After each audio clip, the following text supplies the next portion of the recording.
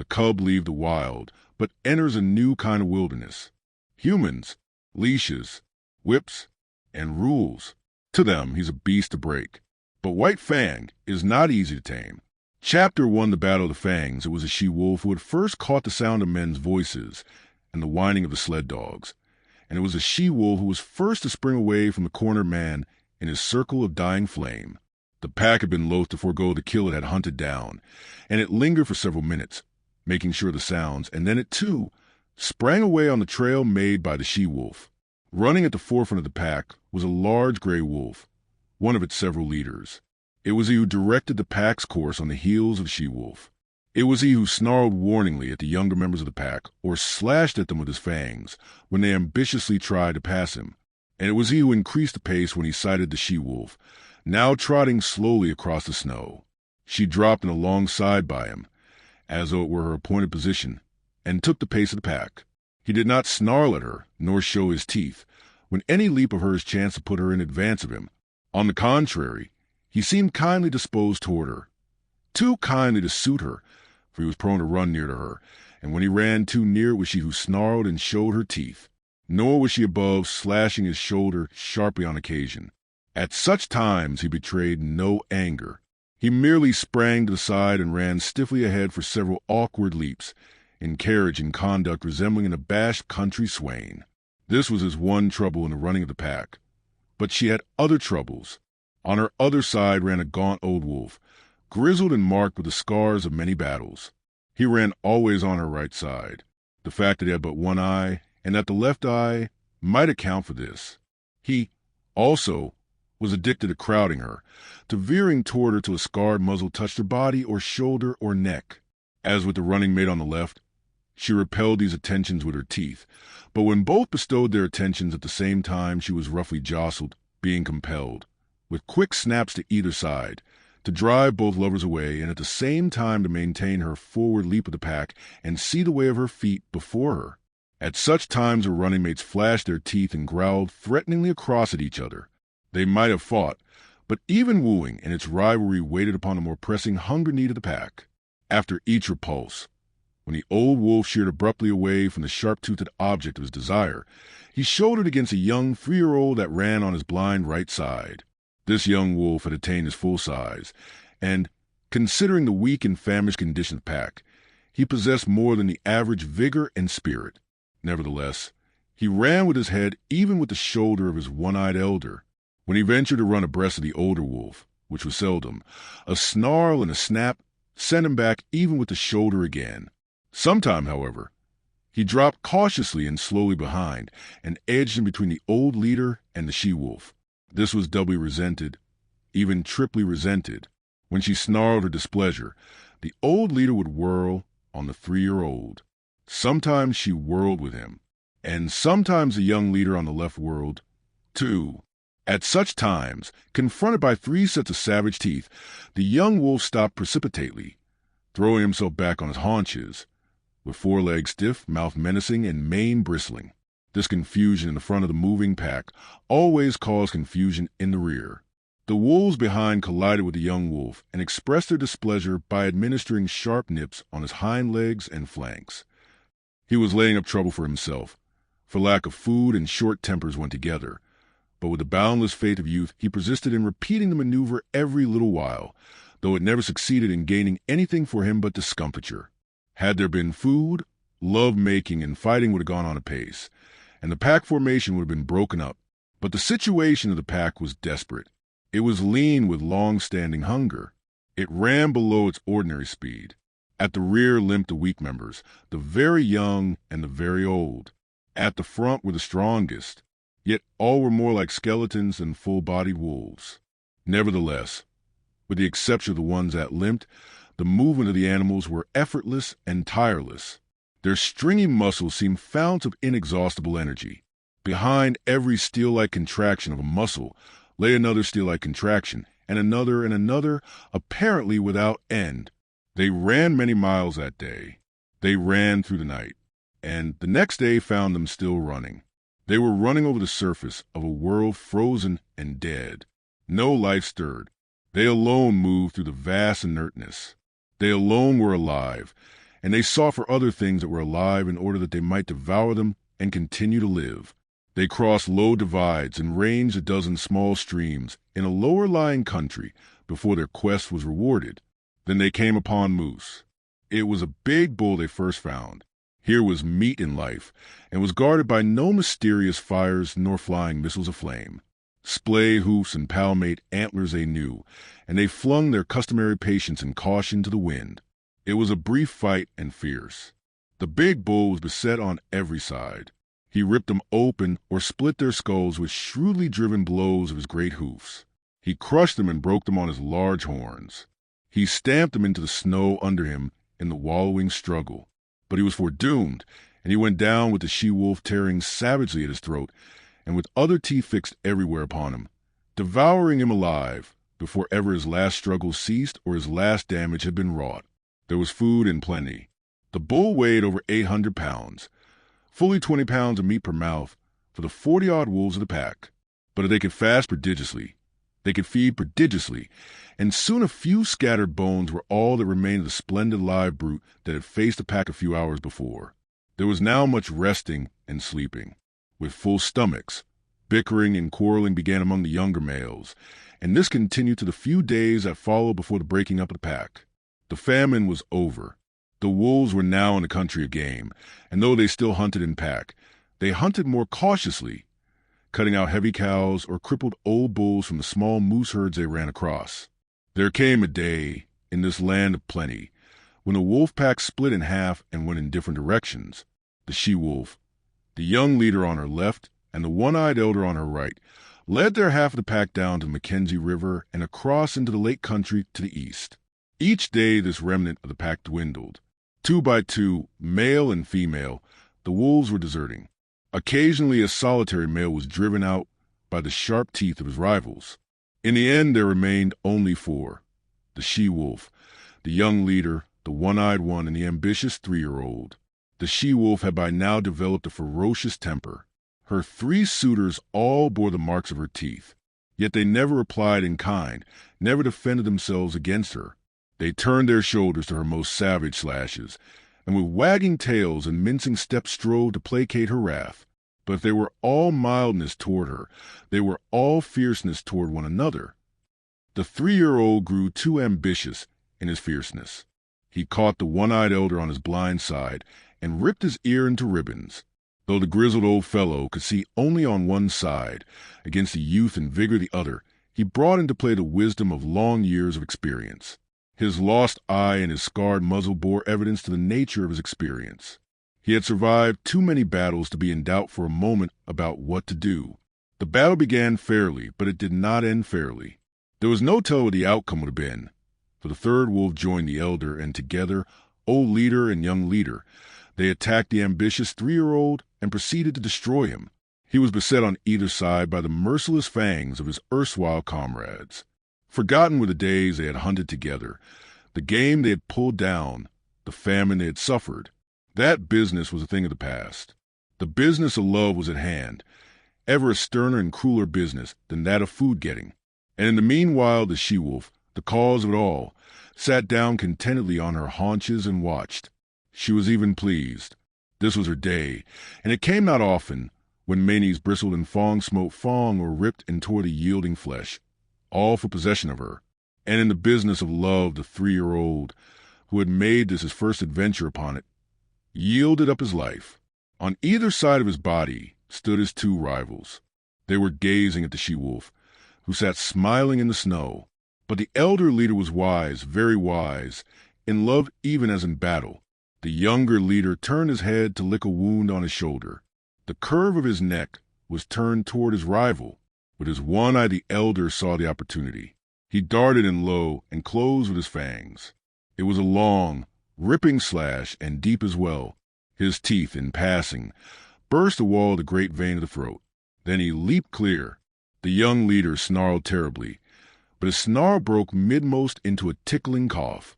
Bleeding and coughing, already stricken, he sprang at the elder and fought while life faded from him, his legs going weak beneath him, the light of day dulling on his eyes, his blows and springs falling shorter and shorter.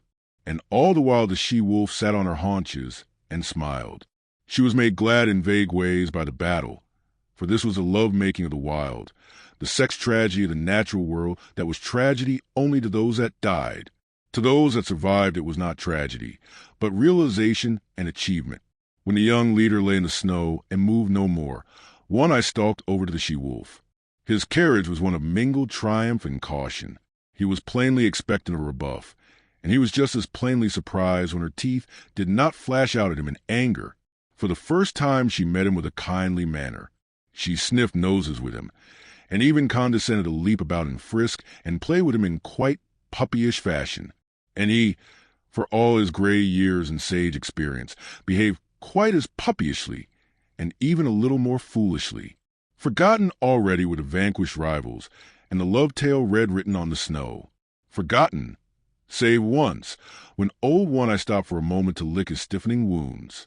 Then it was that his lips half writhed into a snarl, and the hair of his neck and shoulders involuntarily bristled, while he half crouched for a spring, his claws spasmodically clutching into the snow surface for firmer footing. But it was all forgotten the next moment, as he sprang after the she-wolf, who was coyly leading him a chase through the woods. After that they ran side by side, like good friends who have come to an understanding. The days passed by, and they kept together, hunting their meat and killing and eating it in common. After a time, the she-wolf began to grow restless. She seemed to be searching for something that she could not find. The hollows under fallen trees seemed to attract her, and she spent much time nosing about among the larger snow-piled crevices in the rocks and in the caves of overhanging banks.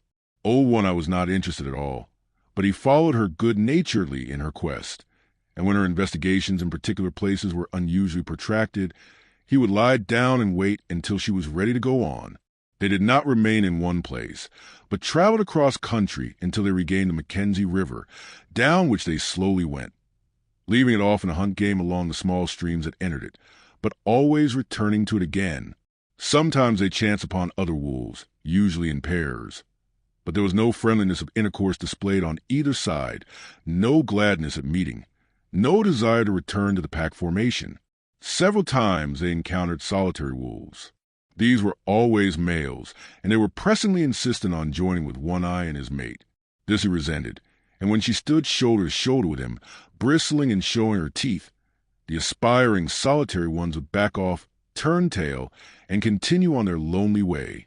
One moonlight night, running through the quiet forest, One Eye suddenly halted.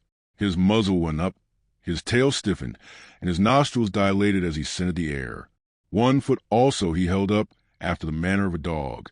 He was not satisfied, and he continued to smell the air, striving to understand the message borne upon it to him.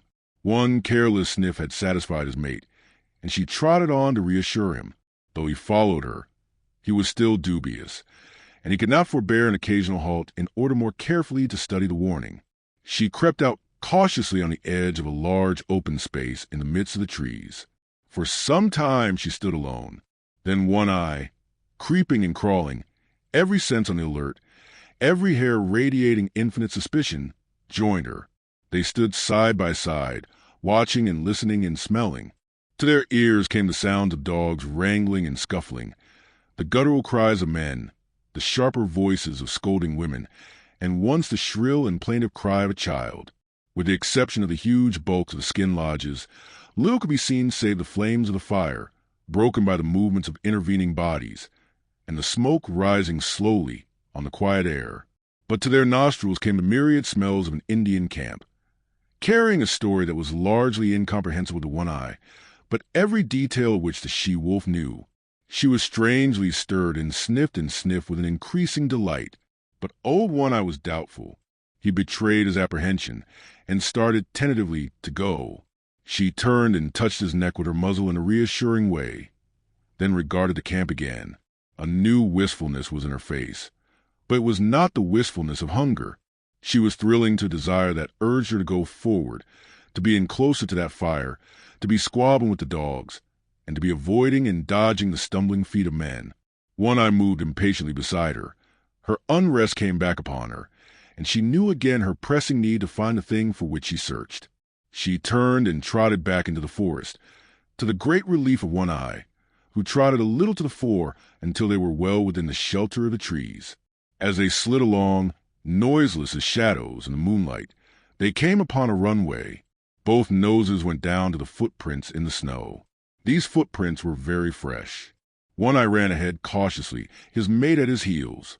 The broad pads of their feet were spread wide, and in contact with the snow were like velvet. One Eye caught sight of a dim movement of white in the midst of the white.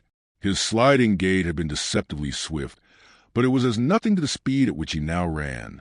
Before him was bounding the faint patch of white he had discovered. They were running along a narrow alley flanked on either side by a growth of young spruce. Through the trees the mouth of the alley could be seen, opening out on a moonlit glade. Old One Eye was rapidly overhauling the fleeing shape of white. Bound by bound he gained. Now he was upon it. One leap more and his teeth would be sinking into it. But that leap was never made. High in the air and straight up soared the shape of white, now a struggling snowshoe rabbit that leaped and bounded, executing a fantastic dance there above him in the air and never once returning to earth. One Eye sprang back with a snort of sudden fright, then shrank down to the snow and crouched, snarling threats at this thing of fear he did not understand.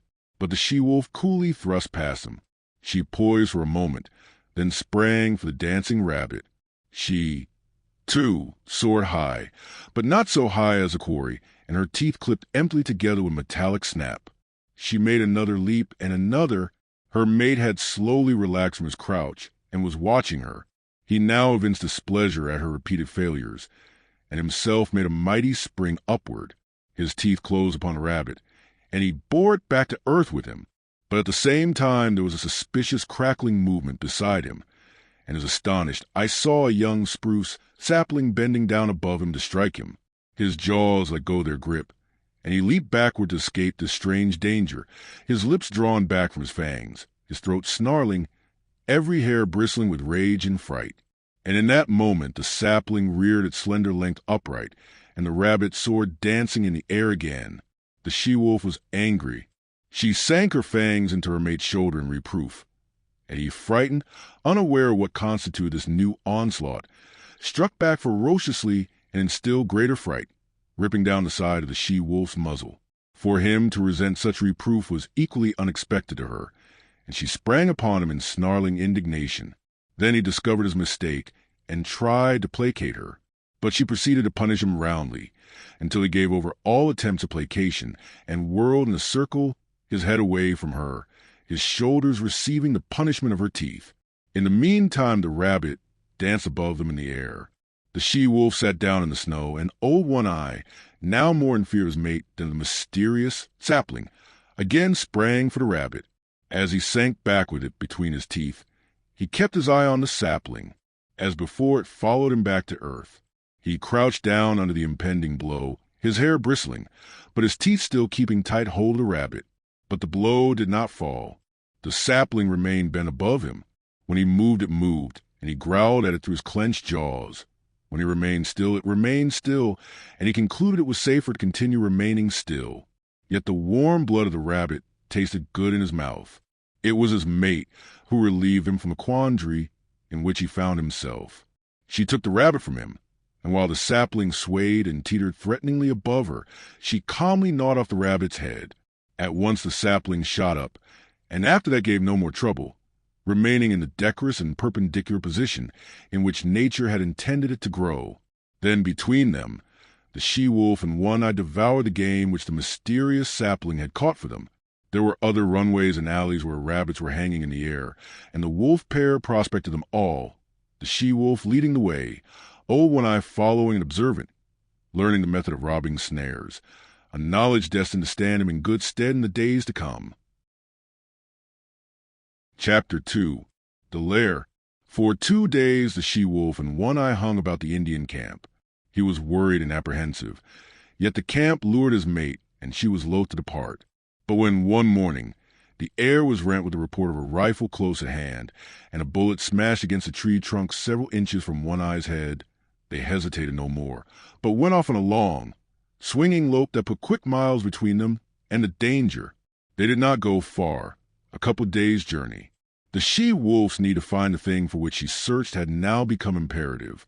She was getting very heavy and could run but slowly. Once, in the pursuit of a rabbit, which she ordinarily would have caught with ease. She gave over and laid down and rested. One Eye came to her, but when he touched her neck gently with his muzzle, she snapped at him with such quick fierceness that he tumbled over backward and cut a ridiculous figure in his effort to escape her teeth. Her temper was now shorter than ever, but had become more patient than ever and more solicitous. And then she found the thing for which she sought. It was a few miles up a small stream that in the summertime flowed into Mackenzie, but that then was frozen over and frozen down to its rocky bottom, a dead stream of solid white from source to mouth. The she-wolf was trotting wearily along, her mate well in advance, when she came upon the overhanging high clay bank. She turned aside and trotted over to it. The wear and tear of spring storms and melting snows had underwashed the bank, and in one place had made a small cave out of a narrow fissure. She paused at the mouth of the cave and looked the wall over carefully. Then, on one side and the other, she ran along the base of the wall to where an abrupt bulk merged from the softer-lined landscape. Returning to the cave, she entered its narrow mouth. For a short 3 feet, she was compelled to crouch. Then the walls widened and rose higher in a little round chamber nearly 6 feet in diameter. The roof barely cleared her head. It was dry and cozy. She inspected it with painstaking care, while One Eye, who had returned, stood in the entrance and patiently watched her. She dropped her head, with her nose aground and directed toward a point near to her closely bunched feet, and around this point she circled several times. Then, with a tired sigh that was almost a grunt, she curled her body in, relaxed her legs, and dropped down her head toward the entrance. One Eye, with pointed, interested ears, laughed at her, and beyond, outlined against the white light, she could see the brush of his tail waving good-naturedly. Her own ears, with a snuggling movement, laid their sharp points backward and down against the head for a moment, while her mouth opened and her tongue lolled peaceably out, and in this way she expressed that she was pleased and satisfied. One Eye was hungry. Though he lay down in the entrance and slept, his sleep was fitful. He kept awaking and cocking his ears at the bright world without, where the April sun was blazing across the snow. When he dozed, upon his ears would steal the faint whispers of hidden trickles of running water, and he would rouse and listen intently. The sun had come back, and all the awakening Northland world was calling to him. Life was stirring. The feel of spring was in the air, the feel of growing life in the snow, of sap ascending the trees, of buds bursting the shackles of the frost. He cast anxious glances at his mate, but she showed no desire to get up. He looked outside, and 6 snowbirds fluttered across his field of vision. He started to get up, then looked back to his mate again, and settled down and dozed. A shrill and minute singing stole upon his hearing. Once and twice, he sleepily brushed his nose with his paw. Then he woke up. There, buzzing in the air at the tip of his nose, was a lone mosquito. It was a full-grown mosquito, one that had lain frozen in a dry log all winter, and that had now been thawed out by the sun. He could resist the call of the world no longer. Besides, he was hungry. He crawled over to his mate and tried to persuade her to get up, but she only snarled at him, and he walked out alone into bright sunshine to find the snow surface soft underfoot and the traveling difficult. He went up the frozen bed of the stream, where the snow, shaded by the trees, was yet hard and crystalline. He was gone 8 hours, and he came back to the darkness hungrier than when he had started. He had found game, but he had not caught it. He had broken through the melting snow crust and wallowed, while the snowshoe rabbits had skimmed along on top lightly as ever. He paused at the mouth of the cave with a sudden shock of suspicion. Faint, strange sounds came from within. They were sounds not made by his mate, and yet they were remotely familiar. He bellied cautiously inside, and was met by a warning snarl from the she-wolf. This he received without perturbation, though he obeyed it by keeping his distance. But he remained interested in the other sounds, faint, muffled sobbings and slubberings. His mate warned him irritably away, and he curled up and slept in the entrance. When morning came and a dim light pervaded the lair, he again sought after the source of the remotely familiar sounds. There was a new note in his mate's warning snarl. It was a jealous note, and he was very careful in keeping a respectful distance. Nevertheless, he made out, sheltering between her legs against the length of her body, 5 strange little bundles of life, very feeble, very helpless. making tiny whimpering noises, with eyes that did not open to the light. He was surprised. It was not the first time in his long and successful life that this thing had happened. It had happened many times, yet each time it was as fresh a surprise as ever to him. His mate looked at him anxiously, every little while she emitted a low growl, and at times, when it seemed to her he approached too near, the growl shot up in her throat to a sharp snarl. Of her own experience, she had no memory of the thing happening. But in her instinct, which was the experience of all the mothers of wolves, there lurked a memory of fathers that had eaten their newborn and helpless progeny. It manifested itself as a fear strong within her that made her prevent One Eye from more closely inspecting the cubs he had fathered. But there was no danger. Old One Eye was feeling the urge of an impulse that was, in turn, an instinct that had come down to him from all the fathers of wolves. He did not question it, nor puzzle over it. It was there in the fiber of his being, and it was the most natural thing in the world that he should obey it by turning his back on his newborn family, and by trotting out and away on the meat trail whereby he lived. 5 or 6 miles from the lair, the stream divided, its forks going off among the mountains at a right angle. Here, leading up the left fork, he came upon a fresh track. He smelled it and found it so recent that he crouched swiftly and looked in the direction in which it disappeared. Then he turned deliberately and took the right fork. The footprint was much larger than the one his own feet made, and he knew that in the wake of such a trail there was little meat for him. 1/2 mile up the right fork, his quick ears caught the sound of gnawing teeth. He stalked the quarry and found it to be a porcupine, standing upright against a tree and trying his teeth on the bark. One Eye approached carefully but hopelessly. He knew the breed, though he had never met it so far north before, and never in his long life had porcupine served him for a meal.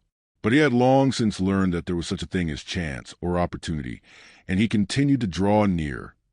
There was never any telling what might happen, for with live things events were somehow always happening differently. The porcupine rolled itself into a ball, radiating long, sharp needles in all directions that defied attack. In his youth I had one sniffed too near a similar, apparently inert ball of quills, and had the tail flick out suddenly in his face. One quill he carried away in his muzzle, where it had remained for weeks, a rankling flame, until it finally worked out. So he laid down in a comfortable crouching position, his nose fully a foot away and out of line of the tail. Thus he waited, keeping perfectly quiet. There was no telling. Something might happen. The porcupine might unroll. There might be opportunity for a deft and ripping thrust of paw into the tender, unguarded belly. But at the end of 1/2 an hour he arose, growled wrathfully at the motionless ball, and trotted on. He had waited too often and futilely in the past for porcupines to unroll, to waste any more time. He continued up the right fork. The day wore along, and nothing rewarded his hunt. The urge of his awakened instinct of fatherhood was strong upon him. He must find meat. In the afternoon, he blundered upon a ptarmigan. He came out of a thicket and found himself face to face with the slow-witted bird. It was sitting on a log, not a foot beyond the end of his nose. Each saw the other. The bird made a startled rise, but he struck it with his paw and smashed it down to earth, then pounced upon it, and caught in his teeth as it scuttled across the snow trying to rise in the air again. As his teeth crunched through the tender flesh and fragile bones, he began naturally to eat. Then he remembered and, turning on the backtrack, started for home, carrying the ptarmigan in his mouth. A mile above the forks, running velvet-footed as was his custom, a gliding shadow that cautiously prospected each new vista of the trail, he came upon later imprint of the large tracks he had discovered in the early morning. As the track led his way, he followed, prepared to meet the maker of it at every turn of the stream. He slid his head around a corner of rock, where began an unusually large bend in the stream, and his quick eyes made out something that sent him crouching swiftly down. It was the maker of the track, a large female lynx. She was crouching as he had crouched once that day, in front of the tight-rolled ball of quills. If he had been a gliding shadow before, he now became the ghost of such a shadow as he crept and circled around, and came up well to leeward of the silent, motionless pair. He lay down in the snow, depositing the ptarmigan beside him, and with eyes peering through the needles of a low-growing spruce, he watched the play of life before him. The waiting lynx and the waiting porcupine, each intent on life, and Such was the curiousness of the game. The way of life for one lay in the eating of the other, and the way of life for the other lay in being not eaten. While Old One-Eye, the wolf crouching in the covert, played his part, too, in the game, waiting for some strange freak of chance that might help him on the meat trail, which was his way of life. Half an hour passed, an hour, and nothing happened. The ball of quills might have been a stone for all it moved. The lynx might have been frozen to marble, and Old One-Eye might have been dead. Yet all three animals were keyed to a tenseness of living that was almost painful, and scarcely ever would it come to them to be more alive than they were then in their seeming petrifaction. One-Eye moved slightly and peered forth with increased eagerness. Something was happening.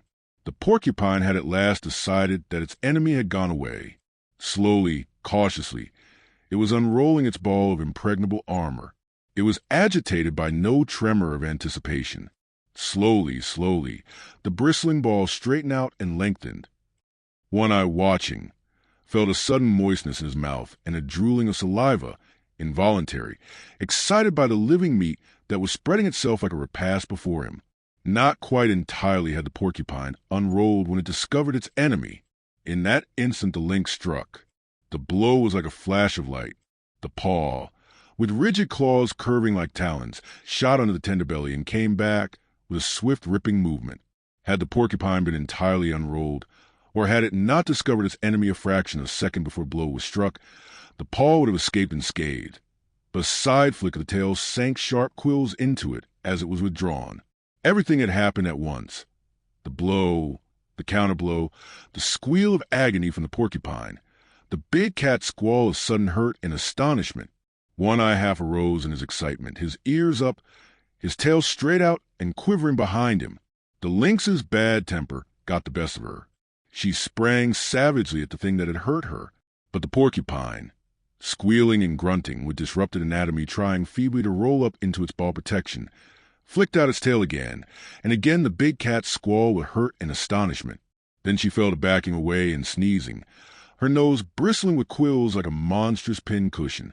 She brushed her nose with her paws, trying to dislodge the fiery darts, thrust it into the snow, and rubbed it against twigs and branches, and all the time leaping about, ahead, sidewise, up and down, in a frenzy of pain and fright.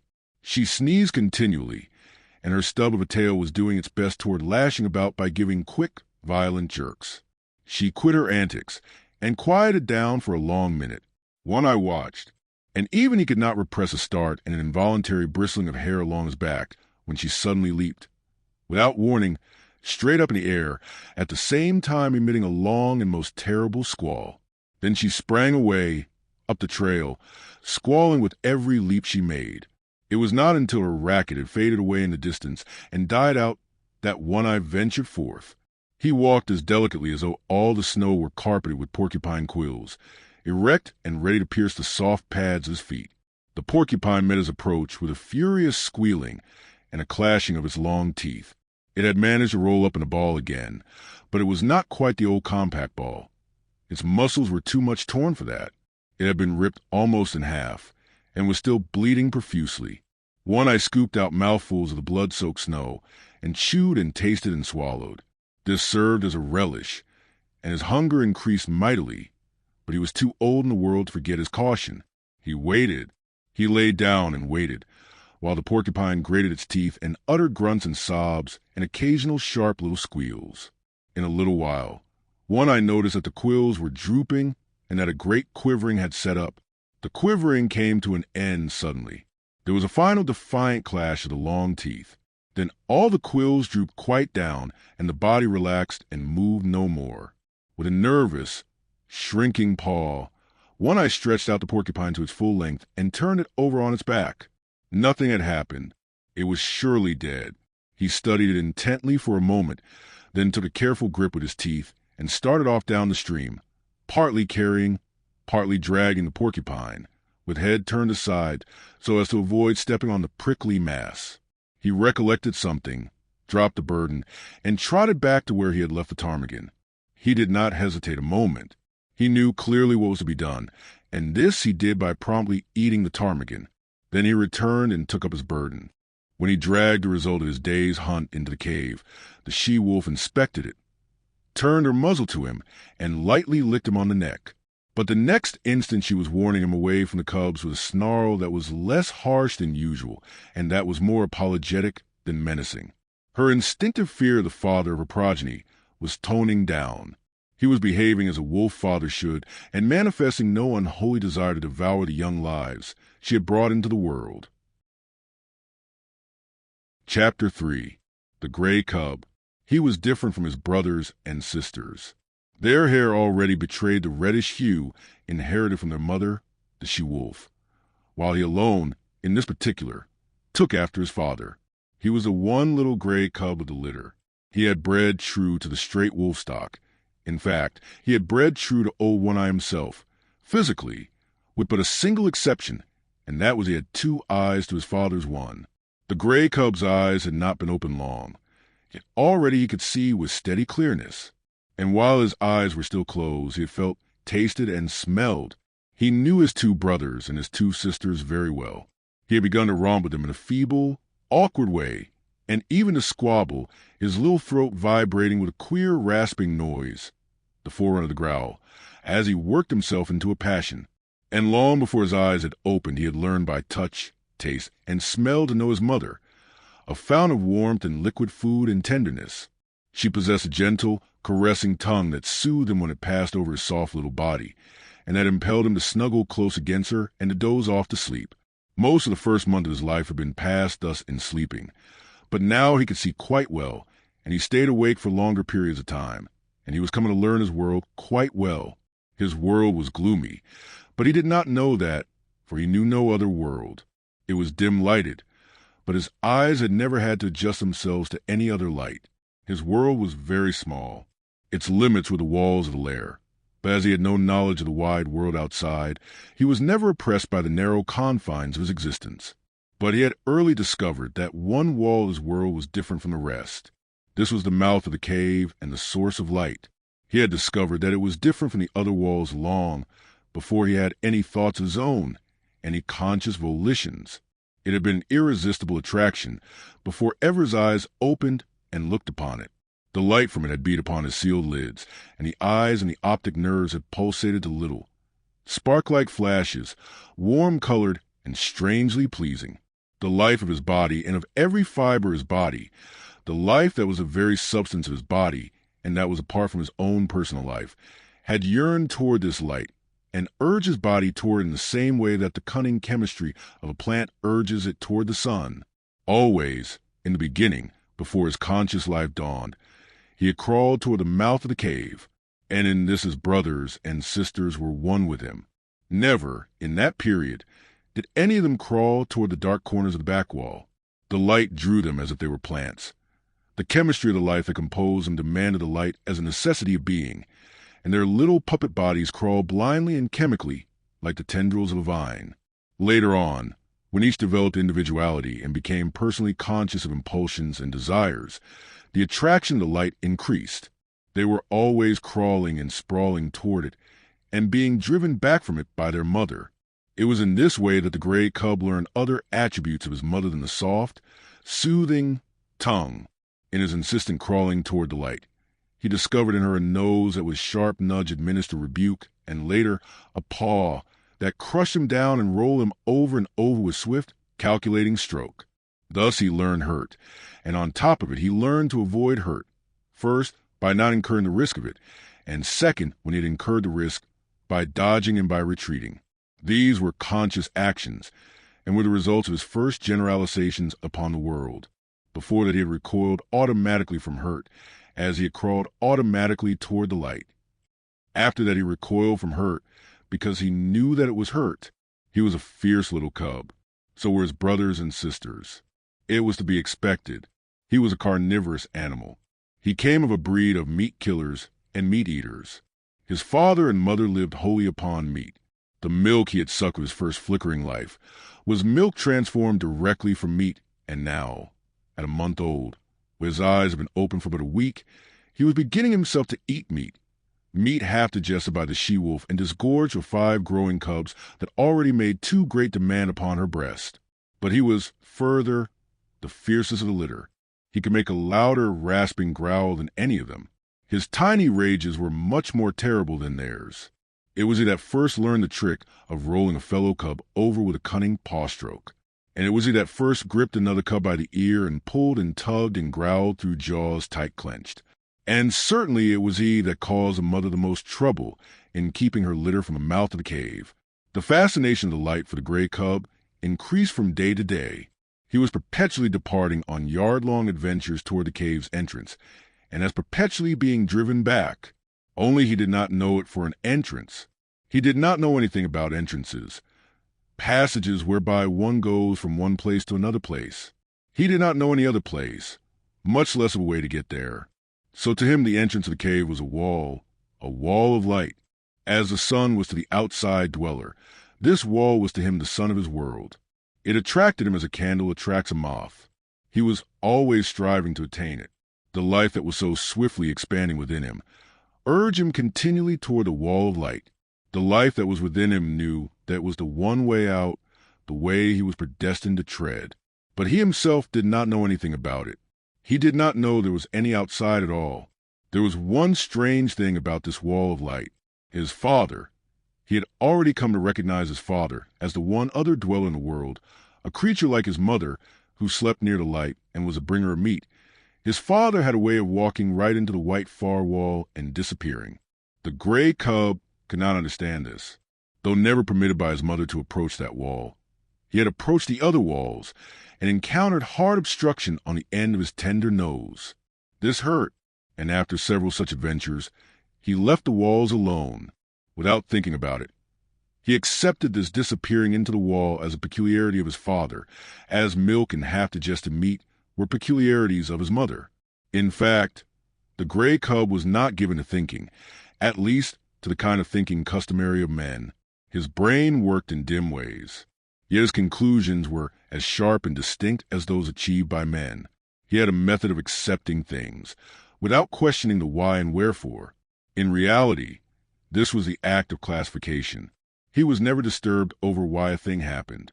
How it happened was sufficient for him. Thus, when he had bumped his nose on the back wall a few times, he accepted that he would not disappear into walls. In the same way he accepted that his father could disappear into walls. But he was not in the least disturbed by desire to find out the reason for the difference between his father and himself. Logic and physics were no part of his mental makeup. Like most creatures of the wild, he early experienced famine. There came a time when not only did the meat supply cease, but the milk no longer came from his mother's breast. At first, the cubs whimpered and cried, but for the most part they slept. It was not long before they were reduced to a coma of hunger. There were no more spats and squabbles, no more tiny rages nor attempts at growling. While the adventures toward the far white wall ceased altogether, the cubs slept while the life that was in them flickered and died down. One Eye was desperate. He ranged far and wide and slept but little in a lair that had now become cheerless and miserable. The she-wolf, too, left her litter and went out in search of meat.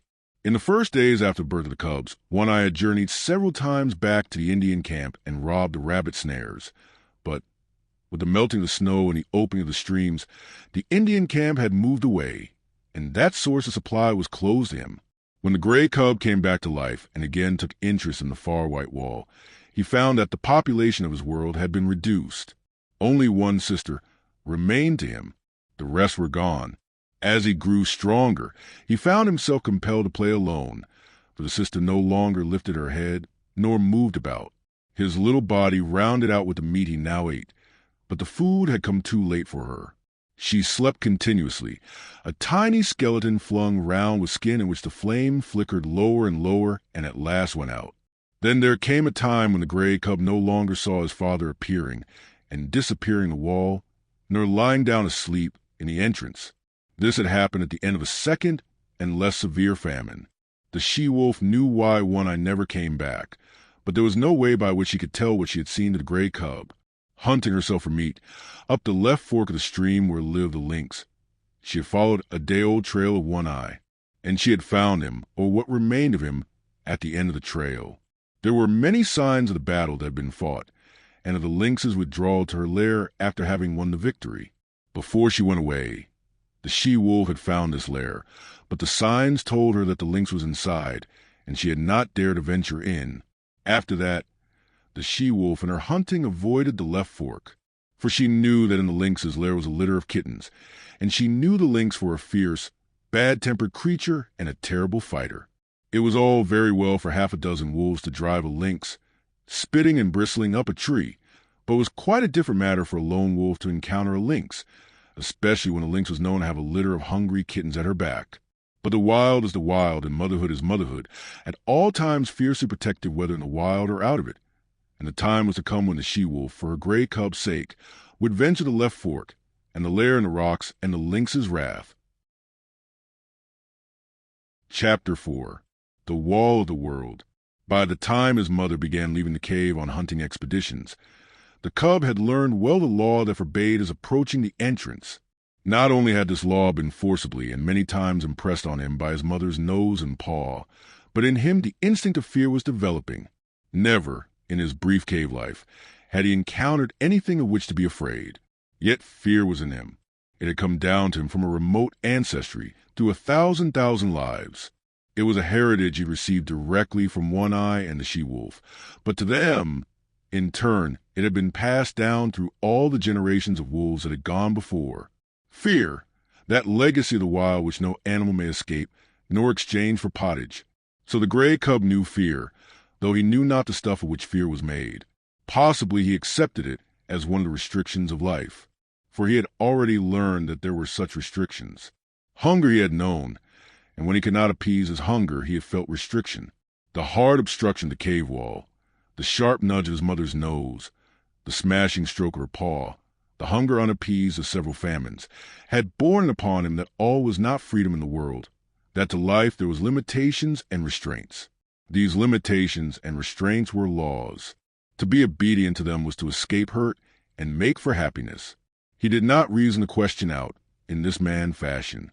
He merely classified the things that hurt and the things that did not hurt, and after such classification he avoided the things that hurt, the restrictions and restraints, in order to enjoy the satisfactions and the remunerations of life. Thus it was that in obedience to the law laid down by his mother, and in obedience to the law of that unknown and nameless thing, fear, he kept away from the mouth of the cave. It remained to him a white wall of light. When his mother was absent, he slept most of the time, while during the intervals that he was awake, he kept very quiet, suppressing the whimpering cries that tickled in his throat and strove for noise. Once, lying awake, he heard a strange sound in the white wall. He did not know that it was a wolverine, standing outside, all a-trembling with its own daring, and cautiously scenting out the contents of the cave. The cub knew only that the sniff was strange, a something unclassified, therefore unknown and terrible, for the unknown was one of the chief elements that went into the making of fear. The hair bristled upon the gray cub's back, but it bristled silently. How was he to know that this thing that sniffed was a thing at which to bristle? It was not born of any knowledge of his, yet it was a visible expression of the fear that was in him, and for which, in his own life, there was no accounting. But fear was accompanied by another instinct, that of concealment.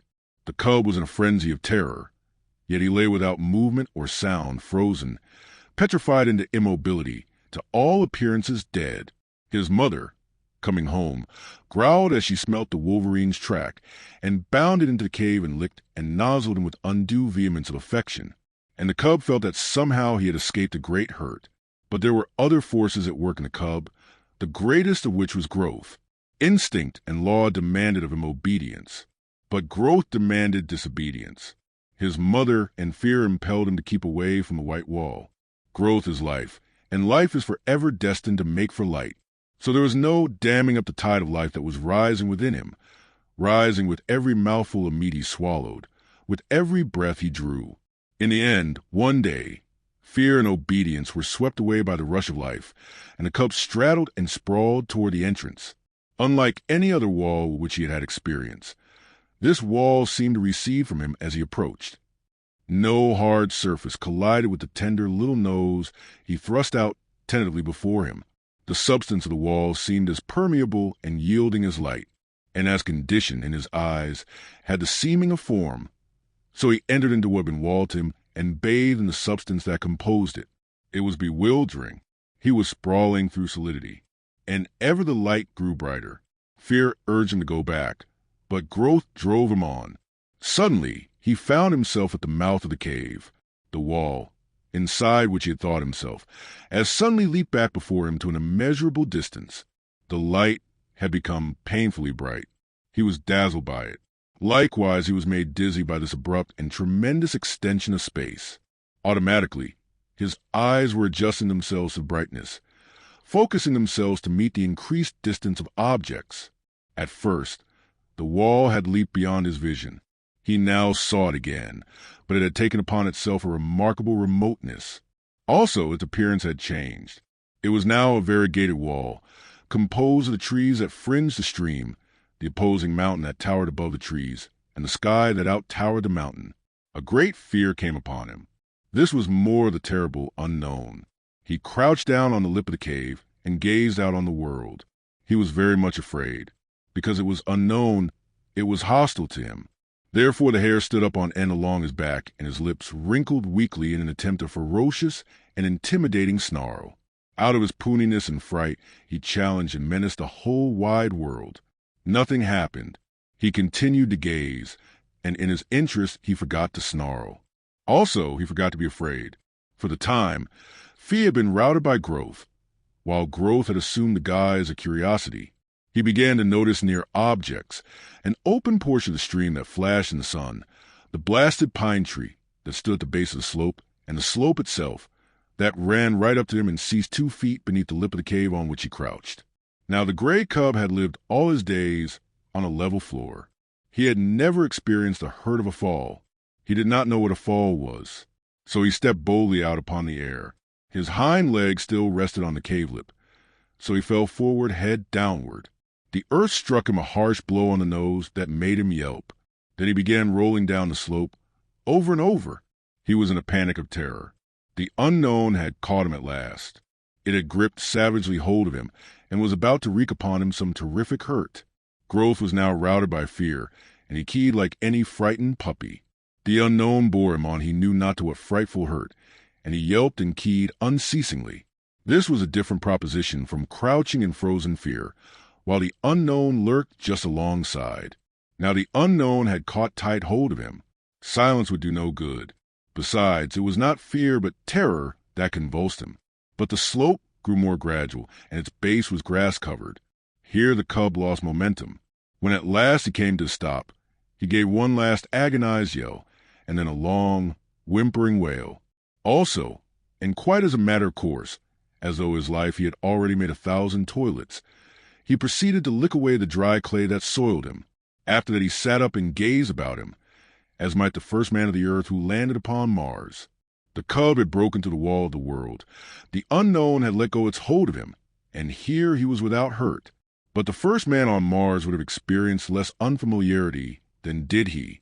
Without any antecedent knowledge, without any warning whatever that such existed, he found himself an explorer in a totally new world. Now that the terrible unknown had let go of him, he forgot that the unknown had any terrors. He was aware only of curiosity and all the things about him. He inspected the grass beneath him, the mossberry plant just beyond, and the dead trunk of the blasted pine that stood on the edge of an open space among the trees. A squirrel, running around the base of the trunk, came full upon him and gave him a great fright. He cowered down and snarled. But the squirrel was as badly scared. It ran up the tree, and from a point of safety chattered back savagely. This helped the cub's courage, and though the woodpecker he next encountered gave him a start, he proceeded confidently on his way. Such was his confidence, that when a moose bird impudently hopped up to him, he reached out at it with a playful paw. The result was a sharp peck at the end of his nose that made him cower down and key. The noise he made was too much for the moose bird, who sought safety in flight. But the cub was learning. His misty little mind had already made an unconscious classification. There were live things and things not alive.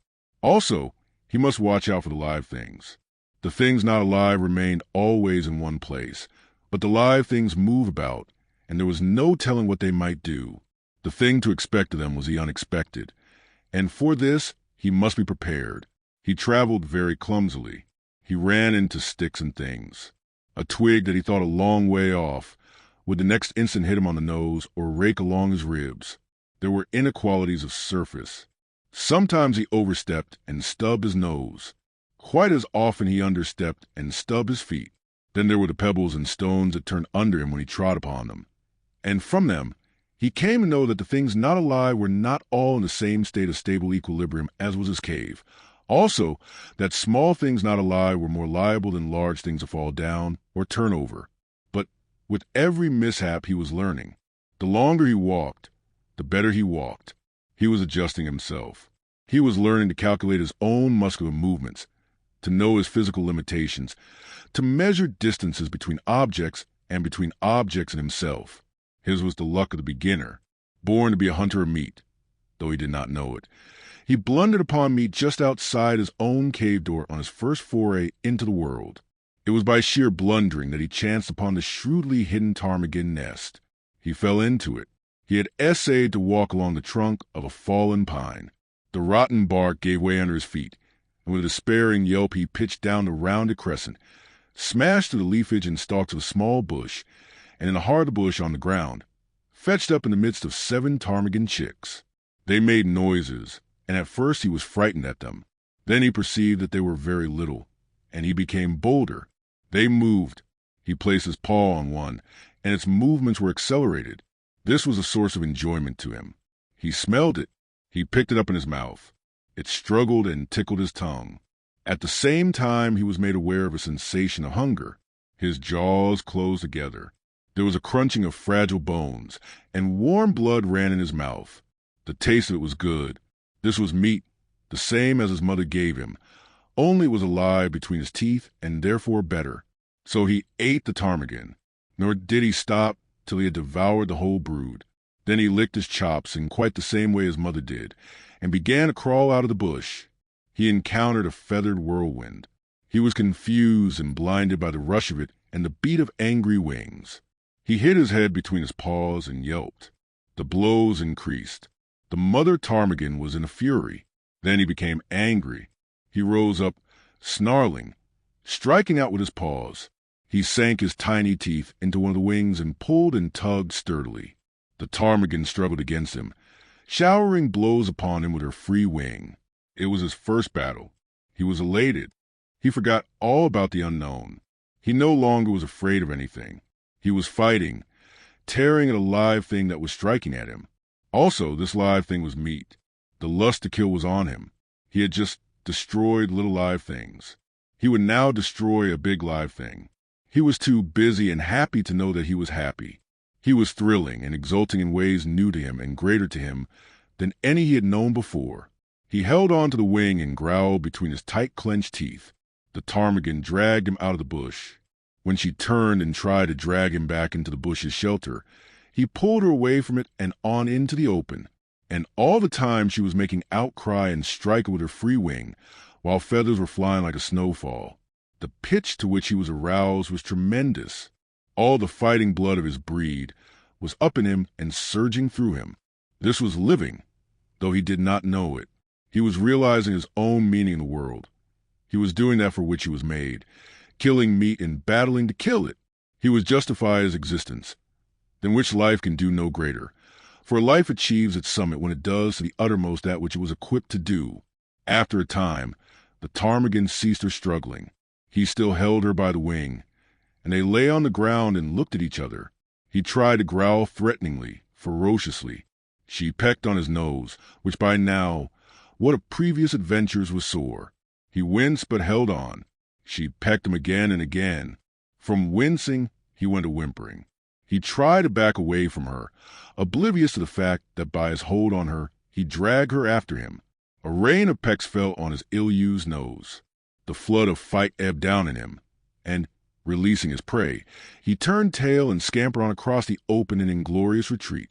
He lay down to rest on the other side of the open, near the edge of the bushes, his tongue lolling out, his chest heaving and panting, his nose still hurting him and causing him to continue his whimper. But as he lay there, suddenly there came to him a feeling as of something terrible impending. The unknown with all its terrors rushed upon him, and he shrank back instinctively into the shelter of the bush. As he did so, a draft of air fanned him, and a large, winged body swept ominously and silently past. A hawk, driving down out of the blue, had barely missed him. While he lay in the bush, recovering from his fright and peering fearfully out, the mother ptarmigan on the other side of the open space fluttered out of the ravaged nest. It was because of her loss that she paid no attention to the winged bolt of the sky. But the cub saw, and it was a warning and a lesson to him. The swift downward swoop of the hawk, the short skim of its body just above the ground, the strike of its talons in the body of the ptarmigan's squawk of agony and fright, and the hawk's rush upward into the blue, carrying the ptarmigan away with it. It was a long time before the cub left its shelter. He had learned much. Live things were meat. They were good to eat. Also, live things, when they were large enough, could give hurt. It was better to eat small live things like ptarmigan chicks, and to let alone large live things like ptarmigan hens. Nevertheless, he felt a little prick of ambition, a sneaking desire to have another battle with that ptarmigan hen. Only the hawk had carried her away. Maybe there were other ptarmigan hens. He would go and see. He came down a shelving bank to the stream. He had never seen water before. The footing looked good. There were no inequalities of surface. He stepped boldly out on it, and went down, crying with fear, into the embrace of the unknown. It was cold, and he gasped, breathing quickly. The water rushed into his lungs instead of the air that had always accompanied his act of breathing. The suffocation he experienced was like the pang of death. To him, it signified death. He had no conscious knowledge of death, but like every animal of the wild, he possessed the instinct of death. To him it stood as the greatest of hurts. It was the very essence of the unknown. It was the sum of the terrors of the unknown, the one culminating in unthinkable catastrophe that could happen to him, about which he knew nothing and about which he feared everything. He came to the surface, and the sweet air rushed into his open mouth. He did not go down again.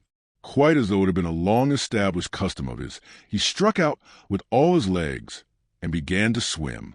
The near bank was a yard away, but he had come up with his back to it, and the first thing his eyes rested upon was the opposite bank, toward which he immediately began to swim.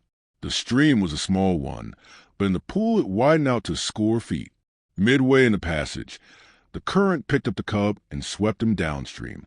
He was caught in the miniature rapid at the bottom of the pool. Here was little chance for swimming. The quiet water had become suddenly angry. Sometimes he was under, sometimes on top. At all times he was in violent motion, now being turned over or around and again being smashed against a rock. And with every rock he struck, he yelped. His progress was a series of yelps, from which might have been deduced the number of rocks he encountered. Below the rapid was a second pool, and here, captured by the eddy, he was gently borne to the bank, and as gently deposited on a bed of gravel. He crawled frantically clear of the water and lay down. He had learned some more about the world. Water was not alive, yet it moved. Also, it looked as solid as the earth, but was without any solidity at all.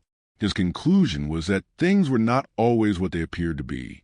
The cub's fear of the unknown was an inherited distrust, and it had now been strengthened by experience. Thenceforth, in the nature of things, he would possess an abiding distrust of appearances. He would have to learn the reality of a thing before he could put his faith into it. One other adventure was destined for him that day. He had recollected that there was such a thing in the world as his mother, and then there came to him a feeling that he wanted her more than all the rest of the things in the world. Not only was his body tired with the adventures it had undergone, but his little brain was equally tired. In all the days he had lived it had not worked so hard as on this one day. Furthermore, he was sleepy. So he started out to look for the cave and his mother, feeling at the same time an overwhelming rush of loneliness and helplessness. He was sprawling along between some bushes when he heard a sharp, intimidating cry. There was a flash of yellow before his eyes. He saw a weasel leaping swiftly away from him. It was a small live thing, and he had no fear. Then before him at his feet, he saw an extremely small live thing, only several inches long, a young weasel that, like himself, had disobediently gone out adventuring. It tried to retreat before him. He turned it over with his paw. It made a queer, grating noise. The next moment the flash of yellow reappeared before his eyes. He heard again the intimidating cry, and at the same instant received a sharp blow on the side of the neck and felt the sharp teeth of the mother weasel cut into his flesh. While he yelped and keyed and scrambled backward, he saw the mother weasel leap upon her young one and disappear with it into the neighboring thicket. The cut of her teeth in his neck still hurt, but his feelings were hurt more grievously, and he sat down and weakly whimpered. This mother weasel was so small and so savage. He was yet to learn that for size and weight the weasel was the most ferocious, vindictive, and terrible of all the killers of the wild. But a portion of this knowledge was quickly to be his. He was still whimpering when the mother weasel reappeared. She did not rush him, now that her young one was safe. She approached more cautiously, and the cub had full opportunity to observe her lean, snake-like body and her head, erect, eager, and snake-like itself. Her sharp, menacing cries sent the hair bristling along his back, and he snarled warningly at her. She came closer and closer. There was a leap, swifter than his unpracticed sight, and the lean, yellow body disappeared for a moment out of the field of his vision. The next moment she was at his throat, her teeth buried in his hair and flesh. At first he snarled and tried to fight, but he was very young, and this was only his first day in the world, and his snarl became a whimper, his fight a struggle to escape. The weasel never relaxed her hold. She hung on, striving to press down with her teeth to the great vein where his lifeblood bubbled. The weasel was a drinker of blood, and it was ever her preference to drink from the throat of life itself. The gray cub would have died, and there would have been no story to write about him, had not the she-wolf come bounding through the bushes. The weasel let go the cub and flashed at the she-wolf's throat, missing, but getting a hold on the jaw instead. The she-wolf flirted her head like the snap of a whip, breaking the weasel's hold and flinging it high in the air. And, still in the air, the she-wolf's jaws closed on the lean, yellow body, and the weasel knew death between the crunching teeth. The cub experienced another access of affection on the part of his mother. Her joy at finding him seemed even greater than his joy at being found. She nozzled him and caressed him, and licked the cuts made in him by the weasel's teeth. Then, between them, mother and cub, they ate the blood drinker, and after that went back to the cave and slept. Chapter 5. The Law of Meat. The cub's development was rapid. He rested for 2 days, and then ventured forth from the cave again. It was on this adventure that he found the young weasel whose mother he had helped eat, and he saw to it that the young weasel went the way of its mother. But on this trip, he did not get lost. When he grew tired, he found his way back to the cave and slept, and every day thereafter found him out and ranging a wider area. He began to get accurate measurement of his strength and his weakness, and to know when to be bold and when to be cautious. He found it expedient to be cautious all the time, except for the rare moments when, assured of his own intrepidity, he abandoned himself to petty rages and lusts. He was always a little demon of fury when he chanced upon a stray ptarmigan. Never did he fail to respond savagely to the chatter of the squirrel he had first met on the blasted pine, while the sight of a moose bird almost invariably put him into the wildest of rages, for he never forgot the peck on the nose he had received from the first of that ilk he encountered. But there were times when even a moose bird failed to affect him, and those were times when he felt himself to be in danger from some other prowling meat hunter. He never forgot the hawk, and its moving shadow always sent him crouching into the nearest thicket. He no longer sprawled and straddled, and already he was developing the gait of his mother, slinking and furtive, apparently without exertion, yet sliding along with a swiftness that was as deceptive as it was imperceptible. In the matter of meat, his luck had been all in the beginning. The 7 ptarmigan chicks and the baby weasel represented the sum of his killings.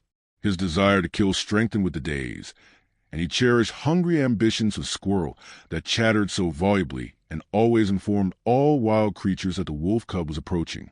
But as birds flew in the air, squirrels could climb trees, and the cub could only try to crawl unobserved upon the squirrel when it was on the ground. The cub entertained a great respect for his mother. She could get meat, and she never failed to bring him his share. Further, she was unafraid of things. It did not occur to him that this fearlessness was founded upon experience and knowledge. Its effect on him was that of an impression of power. His mother represented power, and as he grew older he felt this power in the sharper admonishment of her paw, while the reproving nudge of her nose gave place to the slash of her fangs. For this Likewise, he respected his mother. She compelled obedience from him, and the older he grew, the shorter grew her temper. Famine came again, and the cub with clearer consciousness knew once more the bite of hunger. The she-wolf ran herself thin in the quest for meat. She rarely slept any more in the cave, spending most of her time on the meat trail and spending it vainly. This famine was not a long one, but it was severe while it lasted. The cub found no more milk in his mother's breast, nor did he get one mouthful of meat for himself. Before, he had hunted in play, for the sheer joyousness of it. Now he hunted in deadly earnestness, and found nothing. Yet the failure of it accelerated his development. He studied the habits of the squirrel with greater carefulness, and strove with greater craft to steal upon it and surprise it. He studied the wood mice and tried to dig them out of their burrows, and he learned much about the ways of moose birds and woodpeckers. And there came a day when the hawk's shadow did not drive him crouching into the bushes. He had grown stronger and wiser and more confident. Also, he was desperate. So he sat on his haunches, conspicuously in an open space, and challenged a hawk down out of the sky.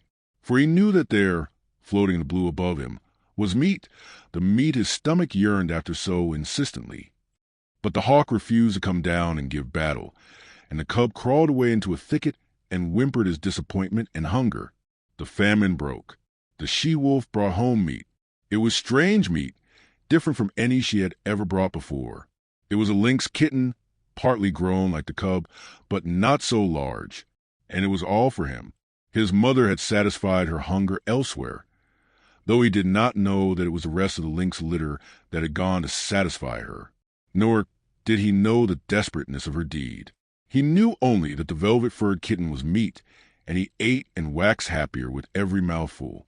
A full stomach induces to inaction, and the cub lay in the cave, sleeping against his mother's side. He was aroused by her snarling.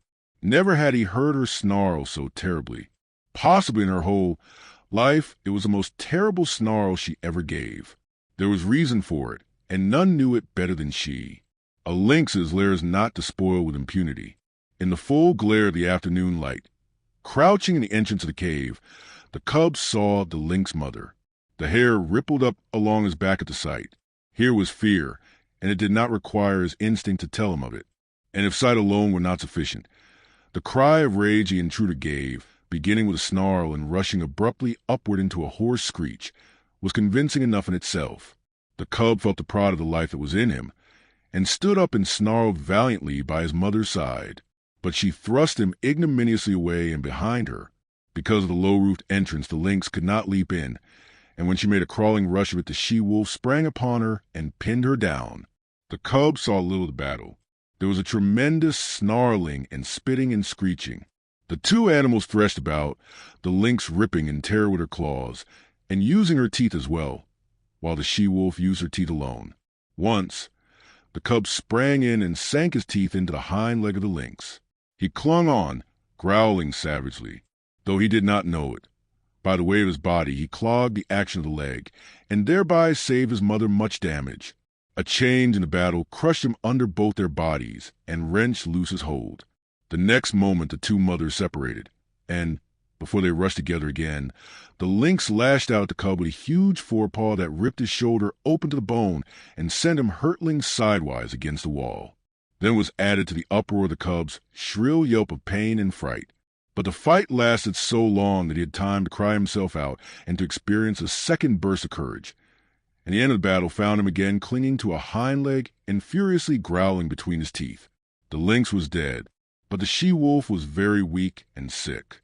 At first she caressed the cub and licked his wounded shoulder, but the blood she had lost had taken with it her strength, and for all of a day and a night she lay by her dead foe's side, without movement, scarcely breathing.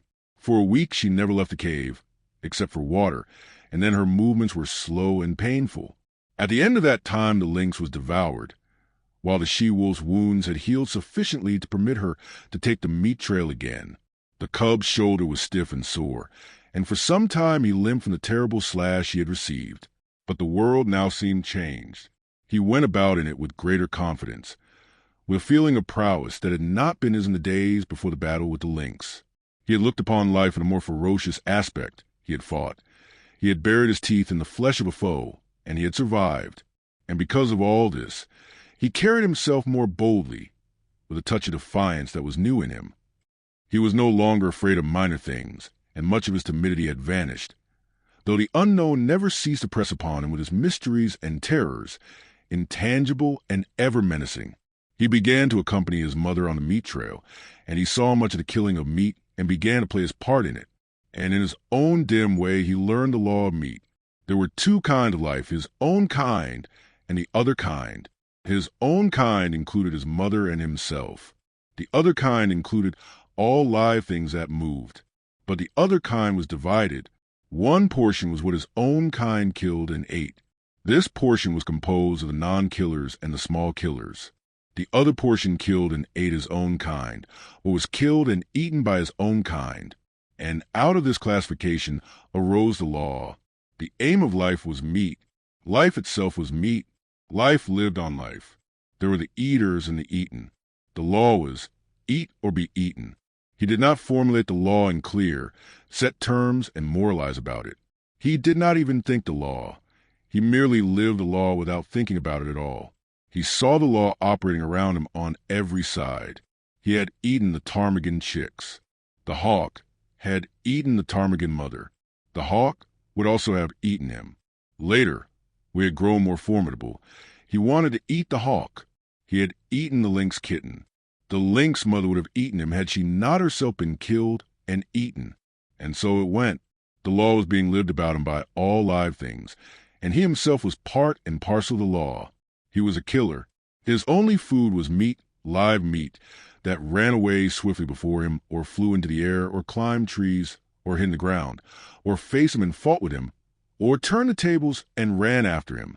Had the cub thought in man fashion, he might have epitomized life as a voracious appetite in the world as a place wherein range a multitude of appetites, pursuing and being pursued, hunting and being hunted, eating and being eaten, all in blindness and confusion, with violence and disorder, a chaos of gluttony and slaughter, ruled over by chance, merciless, planless, endless. But the cub did not think in man fashion. He did not look at things with wide vision. He was single-purposed, and entertained but one thought or desire at a time. Besides the law of meat, there were a myriad other and lesser laws for him to learn and obey. The world was filled with surprise. The stir of the life that was in him, the play of his muscles, was an unending happiness. To run down meat was to experience thrills and elations. His rages and battles were pleasures. Terror itself, and the mystery of the unknown, led to his living. And there were easements and satisfactions. To have a full stomach, to doze lazily in the sunshine. Such things were remuneration in full for his ardors and toils, while his ardors and toils were in themselves self-remunerative. They were expressions of life, and life is always happy when it is expressing itself. So the cub had no quarrel with his hostile environment. He was very much alive, very happy, and very proud of himself.